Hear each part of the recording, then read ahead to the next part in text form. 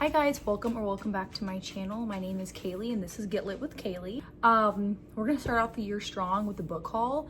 I actually bought these books the day after Christmas, but then I went on a trip and didn't have a chance to film it. So here we are now, but this is going to be a book haul from the Barnes & Noble after Christmas sale. If you don't know, they had pretty much everything in the store 25% off and select hardcovers for 30%. So just so that this video is not super long, I'm gonna go ahead and jump into it and show you guys what I got. Also, I wanted to just put a disclaimer out there. I did get a $100 gift card from my fiance for Christmas to Barnes & Noble. I only spent about $35 of my own money, and that's with my Barnes & Noble 10% off that I also get because I'm a member. So anyway, let's do my book haul here. So I'm just going to randomly like pick books out and tell you about them. All right, what's this first one that we have? Okay. Oh, The Lies. Oh my god, my fingernail came off this morning. Oh, what is that? The Lies You Told by Ellen Marie Wiseman. So I've heard only maybe like one or two other influencers on TikTok or YouTube or something, or BookTube, talk about this book. It's going to be really heavy, I think. I don't know too much about it, but people were comparing this to another book that I've actually been on the hunt for called The Sunflower House that just came out. But it just looks really, it seems like it's really good. And I've been in the mood here recently for a good historical fiction. So this will get read pretty soon. Okay. Also, if you don't know this about me, I like to know enough about the books because I'm a mood reader, but I don't like to know everything. So I'm just gonna give you the vibes, okay? Okay, the second book is Hunker, House of Earth and Blood by Sarah J. Maas. This is the first book in the Crescent City series. I've read all of Throne of Glass. I've read ACOTAR, but I want to pick up this book this series this year. There are 3 so far. It is a urban fantasy, which means it's taking place like in our time, because Throne of Glass and ACOTAR, it's definitely a lot more like Renaissance-y kind of vibes. I don't know, but anyway, so I'm excited to see the differences in this one. And you know, there is that alleged like ACOTAR 6 may or may not be coming out this year, who knows. There are Easter eggs, I guess, in the series of the first 2 series, so want to get to this one. I'm hoping while it's like still really cold here in New England, it gets dark at 4, it might be a really good time to read those. Okay, and then we have Iron Gold by Pierce Brown. This is the 4th book in the Red Rising saga. I read the Red Rising, like the first trilogy. I finished it last month. I really enjoyed that series. It's, oh my gosh, it's so heartfelt. I really enjoy Pierce Brown's writing. Even though it's a sci-fi fantasy series, it's very like digestible. If you like a book with a lot of action scenes, you would really like this series. And it's not too overwhelming with like world building. I think it's pretty easy to understand. As someone like me, if the world building is too much or too heavy, it takes me out of it. I'm more of a character driven reader. Anywho, but yeah, so this is the next book, and Red God does come out this year, so I have got to savor these but also read them before that one comes out. So this is the 4th book, and yeah, I really want to get to Dark Age, which is the next one. I'm just like obsessed with the snake cover. It is so cool. Okay, 7 more to go. I cannot believe, you guys, I bought 10 books at Barnes & Noble for $130. Crazy.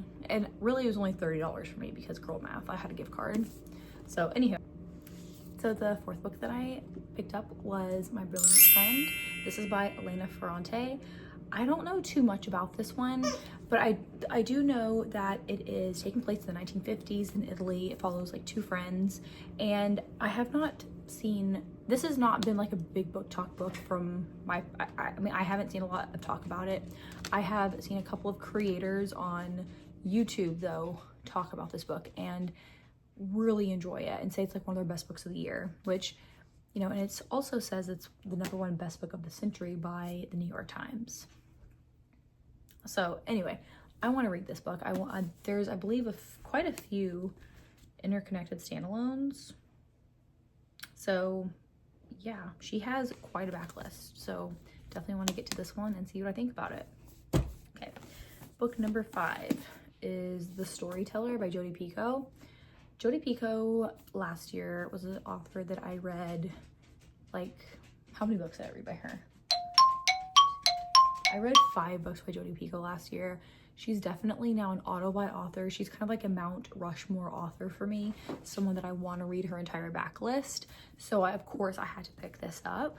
There's actually a few of those authors in this video, but anyway, so this is Jodi Picoult. One thing I really appreciate about her writing, she, first of all, you can tell she has researched the hell out of whatever subject matter that she has, okay? She is an author that pushes boundaries.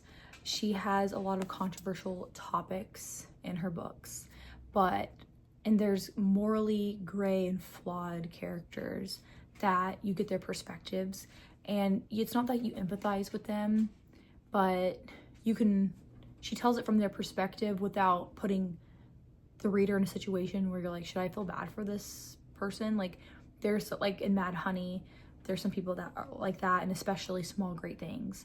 I did notice myself being like, I appreciate her writing style and how she touched on the subject matter that she did. Anyway, so regardless, this year I want to read more from Jodi Picoult. She's coming out with a new book around September 11th, about September 11th. So, but yeah, I want to get to this one hopefully soon, because again, I'm in this like historical fiction reading era.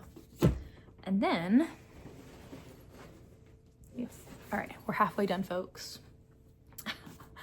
Okay, so this is Homeseeking, and this is by Carissa Chin. I will put up the other cover that you might be more familiar with. That is like the biggest book, all right, and the hardcover, and I've been wanting to read it, but I was like, this is gonna take me forever. And so when I saw that it was actually in a paperback, this seemed more digestible to me. I don't know why, but from what I've heard about this book, it is it reminds me a lot of The Stationery Shop from what I know. You know, you are talking about, you're going back and forth between 2008 and 1947, going back and forth between like Hong Kong and California, I want to say. Yeah, so I want to say it was in the Goodreads Choice Awards, like historical fiction, something like that. But yeah, this one seems like it's gonna be a tearjerker. And I just love the font. It's so pretty. The other cover was really pretty too. It was just like such a big book that I was like, oh my god. Okay, so I also bought The Queen of the Damned by Anne Rice. This is the 3rd book in the Vampire Chronicles. I loved Interview with the Vampire. It might be one of my top favorite reads of last year. Of course, I've seen the movie, but I wanted to read the book, and the book was amazing. Vampire Lestat was not my favorite. I liked Interview with the Vampire better. I liked learning more about Lestat, but like for some reason it just seemed a little disjointed for me. But watching the show kind of like helps bridge everything back together. But yeah, I really am excited about this one. You are introduced to the main character, I guess, of this story in the 2nd book. So I really want to get through Anne Rice's backlist after I read the first 4 books. So this is the 3rd. I think I want to read The Mayfair Witches. So anyway, but yeah, so Anne Rice is now a newly discovered author for me that I never knew I was going to get into her writing. And then once I read Interview with the Vampire, I was like, okay, now I have to read everything she's ever written, which is quite the backlog. So anyway, so that's that one. And then I got The Mad Wife, another historical fiction, but I've heard nothing but good things about this book. There's a lot of authors, I think, right now writing about like trad wives and all that. So this one, I love how the back says they called it hysteria, she called it survival. So it's about this girl named Lulu, and she has spent the last 5 years molding herself into the perfect 1950s housewife. And she tries to keep her husband happy, her household running, and her gelatin salad the talk of the neighborhood. But after she gives birth to her second child, Lulu's carefully crafted life begins to unravel. So I guess there is like a neighbor that moves in that maybe knows something about her. I don't know, but I don't know how to take this book. It seems so interesting, and I have, ever since I have seen like really good reviews about it, I just can't stop thinking about it. So this might be on an immediate TBR, I'm not really sure yet. And then we have The Long Walk by Stephen King, and this one has recently been made into a movie, and I want to read it. It's not a very long book either. I mean, I just finished Holly. Actually, that was the last book I just read. The first book I finished of 2026. And yeah, I want to read more Stephen King. Last year I read so many of his books. He's definitely also a Mount Rushmore author for me, where I want to read everything that he's ever written. It's one of my like reader life goals. But yeah, I want to read this book and watch the movie. But in a dystopian near future, America has fallen on hard times. 16-year-old Ray Garrity is about to compete in the annual grueling match of stamina and wits known as the Long Walk. So 100 boys must keep a steady pace of 4 miles per hour, day and night, without ever stopping. The winner gets awarded the prize, anything he wants the rest of his life.